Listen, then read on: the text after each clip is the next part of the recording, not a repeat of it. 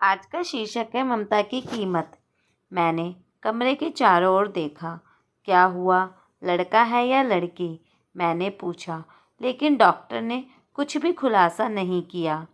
कुछ महीनों पहले जब मैं डॉक्टर के पास गई, बच्चा बिल्कुल ठीक लग रहा है। उन्होंने एक मुस्कान के साथ कहा, सोनोग्राफी स्क्रीन की ओर इशारा करते हुए। खूबसूरत छोटे छोटे हाथ देख रही हो? मैंने सिर हिलाया और मुस्कुराई, पर मैं खुश नहीं थी। वह मेरे अंदर सांसें लेकर अपनत्व का आभास करा रहा था, पर मैं उसे चाहकर भी अपना नहीं पा रही थी। मैं बहुत परेशान थी। जब मैं घर गई, रमेश मुझसे बोले, क्या हुआ रितु, उदास क्यों हो? मैं बस उनके आगे रो पड़ी और कुछ बोल ना पाई। उनकी हालात भी ऐसे नहीं थे कि कुछ सहन कर सके। मैं बस अपना गम अपने अंदर समेटे जी रही थी। हफ्तों गुजर जाने के बाद मैं महसूस कर सकती थी कि बच्चा अंदर हिल रहा है। 8 घंटों की नींद के बाद भी मैं रोज़ थकान का अनुभव करती थी। मेरे पेट को 1 इंच से 1 इंच बढ़ने के साथ असुविधा को सहन करना मुश्किल हो रहा था। हर गुजरते दिन मुझे अपने फैसले पर पछतावा होने लगा।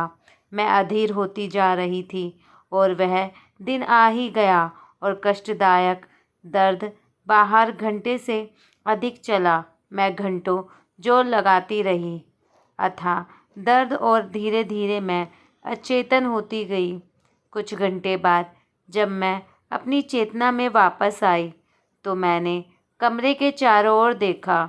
मेरा बच्चा कहाँ है? मैंने पूछा, लेकिन डॉक्टर बिना बोले वहाँ से चले गए। मैं रोती रही, गिड़गिड़ाती रही। एक बार अपने बच्चे को देखना, छूना और महसूस करना चाहती थी, जिसे 9 महीने मैंने अपने पेट में रखा था।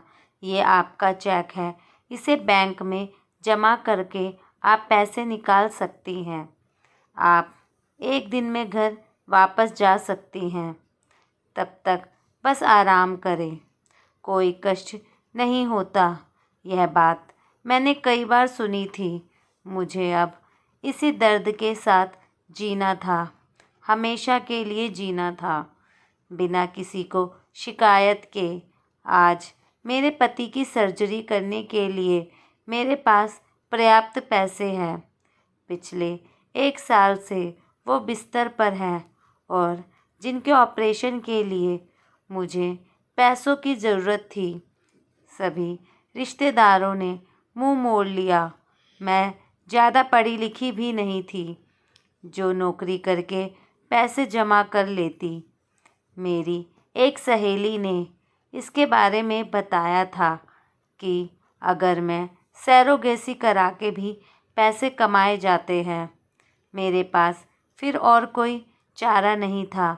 सैरोगेसी के सब कुछ ना कुछ बेचते हैं। मैंने अपनी ममता, अपना बच्चा बेच दिया।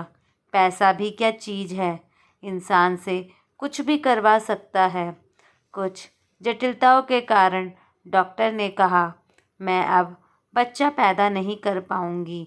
नम आँखों के साथ डगमगाते हुए कदमों से मैं अपने घर की ओर चल दी। मैंने अपने पति को तो बचा लिया, लेकिन माँ शायद कभी नहीं बन पाऊंगी। हर सिक्के के 2 पहलू होते हैं। शायद एक नज़रिए से मैं एक अच्छी माँ नहीं बनी, ऐसी माँ जिसने पैसों के लिए अपने बच्चे को बेच दिया। एक तरह से देखा जाए तो एक औरत बहुत मजबूर होती है, जिसके लिए पति और बच्चों में से एक को चुनना। पर फिर भी बच्चे बड़े होकर, शादी होने के बाद बुढ़ापे में माँ बाप को भूल जाते हैं। लेकिन इस दुनिया में सिर्फ पति पत्नी का रिश्ता ही ऐसा है जो बुढ़ापे तक एक दूसरे के सुख दुख के साथी होते हैं। अगर आप मेरी बात से सहमत हैं तो कमेंट बॉक्स में अपने विचार ज़रूर शेयर करें। अगर आपको दिल को ये कहानी छू गई तो प्लीज़ इस कहानी को लाइक करें, न्यू है तो चैनल को सब्सक्राइब करें और ज़्यादा से ज़्यादा शेयर करें अपने दोस्तों, फैमिली, फ्रेंड्स के साथ। जय माता दी। धन्यवाद।